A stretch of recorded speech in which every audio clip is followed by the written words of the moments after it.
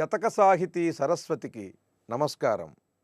మలయ భూధర పవమానమల్పం వయ్యు జంఝానిలము కంటే సౌఖ్యకరము. చలమలోపలి జలం బలతి అయ్యుండియున్ శరధితోయము కంటే శర్మదంబు. అలతి అయ్యు విపంచికల మంజుల ధ్వని భేరీరవము కంటే ప్రియకరంబు. కొంచెమయ్యు సువర్ణ కుసుమంబు పృథు కర్ణికారంబు కంటే సౌఖ్యప్రదంబు. గుణము గలవాని సంపద కొంచెమయ్యు అర్ధిజనులకు ప్రియకరంబగుచునుండు. ఎంత సిరియున్న ఫలమేమి ఎడ్డెలకును. రామలింగేశ రామచంద్రపురవాస. ఓ రామలింగేశ్వర స్వామి, మలయ భూధర పవమానమల్పం వయ్యు. మలయ పర్వతంపై నుండి వచ్చే చల్లని చిరుగాలి కొంచెమైనా కూడా చాలా సౌఖ్యాన్ని ఇస్తుంది, ఆనందాన్ని కలిగిస్తుంది, ఆహ్లాదంగా ఉంటుంది. అంతేగాని జంఝానిలము కంటే సౌఖ్యకరము. చాలా రివ్వు రివ్వుమంటూ గంటకి 70-80 మైళ్ళ వేగంతో వీచేటువంటి జంఝానిలం ఉప్పెనగాలి కంటే ఈ మలయ మారుతం ఇది ఆహ్లాదకరంగా ఉంటుంది. గొప్పగా ఉన్నప్పటికీ కూడా ఆ గాలి సౌఖ్యం కాదు. ఈ కొంచెంగా ఉన్నప్పటికీ కూడా ఈ మలయ మారుతమే సౌఖ్యకరము. చలమలోపలి జలం బలతి అయ్యుండియు శరధితోయము కంటే శర్మదంబు. చిన్న చిన్న నీటి చలమలుంటాయి, అవి ఒక పళ్ళెమంత ఉంటాయి. ఆ పళ్ళెమంత ఉన్నటువంటి ఒక అడుగు పరిమాణం కలిగినటువంటి ఆ చలమలో తీయని నీరు వస్తుంది. ఆ చలమ నీరు చల్లగా ఉంటుంది.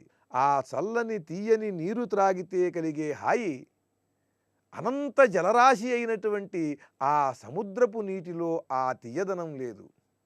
కనుక అనంత జలరాశి అయిన సముద్రం కంటే కూడా ఈ చలమలో ఉన్న నీరే ప్రాణాన్ని నిలుపుతుంది.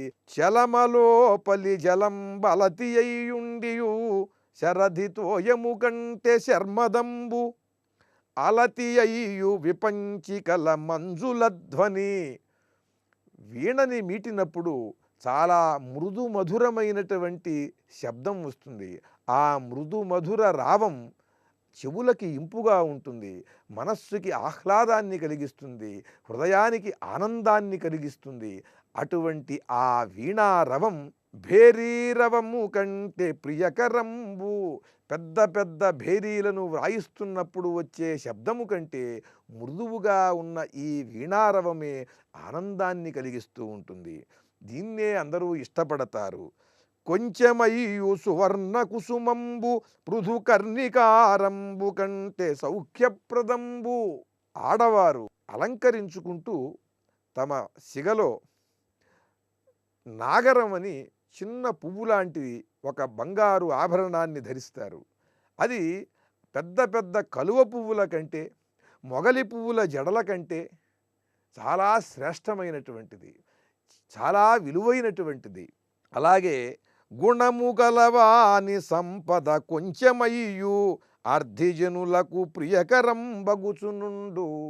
సద్గుణవంతుడైనటువంటి వాడికి కొద్దిపాటి సంపద ఉన్నా కూడా అది అందరికీ ఆనందాన్ని కలిగిస్తూ ఉంటుంది. ఎంత సిరియున్న ఫలమేమి ఎడ్డెలకును. కోటాను కోట్ల రూపాయలు దుర్మార్గులకి ఎంత ఉంటేనేమి, దానివల్ల ఎవడికి ప్రయోజనం? వాడు తినలేడు, సమాజానికి ఒక సత్ప్రయోజనం కోసం ఖర్చు పెట్టలేడు.